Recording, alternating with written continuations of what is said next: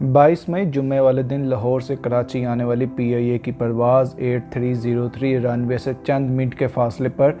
Airport के करीब model colony पर गिरकर तबाह हो गई, जिसके नतीजे में जहाज़ के अमले समेत 97 अफराद जहां भाग जबकि 2 अफराद मौतजाना तौर पर बच गए।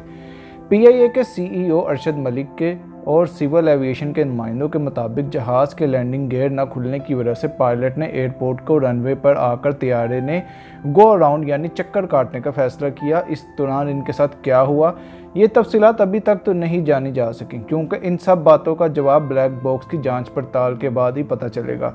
लेकिन हादसे की तहकीकात में हर रोज़ नए इंकशाफात के बाद पायलट तंजीम और PIA इंतज़ामिया आमने सामने आ गए हैं। कराची में मुसाफिर तैयारा कैसे गिरा, इसकी वजह क्या थी और गलती कहाँ हुई, ये सब तो कुछ टाइम बाद पता चल जाएगा। लेकिन पाकिस्तान के मरूफ अदाकार और गुलकार फ़खर आलम ने PIA की परवाज़ के तबाह होने पर कई सवाल उठा दिए हैं। वो सवालात क्या हैं और फ़खर आलम ने ऐसा सब क्यों कहा, ये सब तफसीलात आज की द एजुकेशन सिटी की वीडियो में आपको बताएंगे। लेकिन वीडियो में आगे बढ़ने से पहले नए देखने और सुनने वालों से गुजारिश करते चलें कि आप रेड बटन पर क्लिक करके और बेल आइकॉन को प्रेस करके द एजुकेशन सिटी के सब्सक्राइबर ज़रूर बन जाएँ, ताकि मुस्तकबिल में भी अपलोड होने वाली ऐसी ही मालूमाती वीडियोज़ का नोटिफिकेशन आपको बर वक्त मिल सके।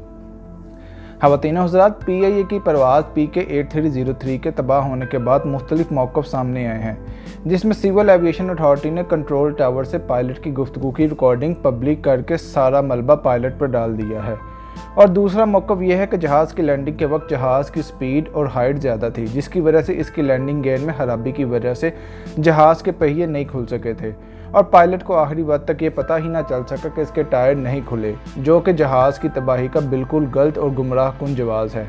इन मौक़िफ़ के सामने आने के बाद पाकिस्तान के मशहूर गुलकार फ़खर आलम ने तजर्बाती तौर पर एयरबस 320 के कॉकपिट में पायलट के साथ बैठकर सफ़र किया और इस प्रवास को इन हालात में उड़ाया जिन हालात में PK 8303 तबाह हुई थी। फ़खर आलम ने तजर्बाकार पायलट्स की मदद से जहाज़ को मुकर्रर हद से ज़्यादा रफ्तार से उड़ाकर लैंडिंग की कोशिश की तो जहाज़ लैंड ना हुआ, बल्कि इसकी स्क्रीन पर वार्निंग दिखाई गई और साथ में एक मखसूस किस्म की आवाज़ भी सुनाई दी गई, जो आवाज़ इस रिकॉर्डिंग के अंदर भी मौजूद थी, जो परवाज़ के तबाह होने के बाद मंजर आम पर आई थी। फ़खर आलम ने कहा कि जहाज़ में सफ़र करना महफूज और आरामदेह होना चाहिए, मगर पाकिस्तानी एयरलाइन में सफ़र करना खतरे से खाली नहीं है और इसकी वजह यह है कि कौमी एयरलाइन में कई पायलट जाली लाइसेंस और मतलूबा अहलियत के बगैर ही जहाज़ उड़ा रहे हैं और लोगों की जानों से खेल रहे हैं। कुछ अर्सा कबल भी पायलटों की तंजीम पालपा के अरकान के खिलाफ इंक्वायरी सामने आई, जिसमें मुतअद्दिद पायलट्स के लाइसेंस जाली और मतलूबा अहलियत पर पूरा ना उतरने पर सवालात उठाए गए थे। मगर इस इंक्वायरी का नतीजा क्या निकला, सिविल एविएशन अथॉरिटी ने आज तक इसको अवाम के सामने लाने की जरूरत ही नहीं की।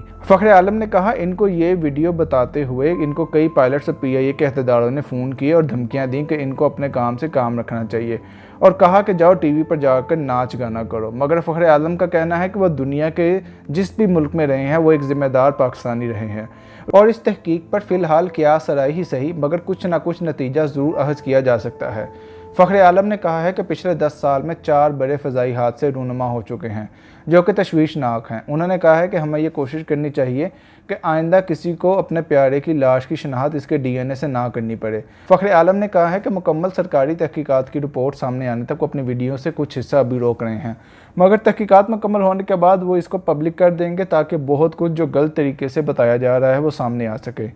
यहाँ हम द एजुकेशन सिटी के देखने वालों से पूछना चाहेंगे कि आपके ख्याल में क्या वाकई तैयारी को कोई जेन्युइन मसला पेश आया था जो इल्ज़ामात सिविल एविएशन अथॉरिटी के लोग लगा रहे हैं और कहा जा रहा है कि पायलट ने कंट्रोल टावर की हिदायत को नज़रअंदाज किया था, वो सही है या गलत? कमेंट सेक्शन में हमें अपनी कीमती राय से ज़रूर आगाह कीजिएगा। बहुत जल्द किसी और मालूमाती सेशन में दोबारा आपसे मुलाकात होगी। अपना और अपने इर्द गिर्द के लोगों का ख्याल रखिएगा। अल्लाह हाफिज़।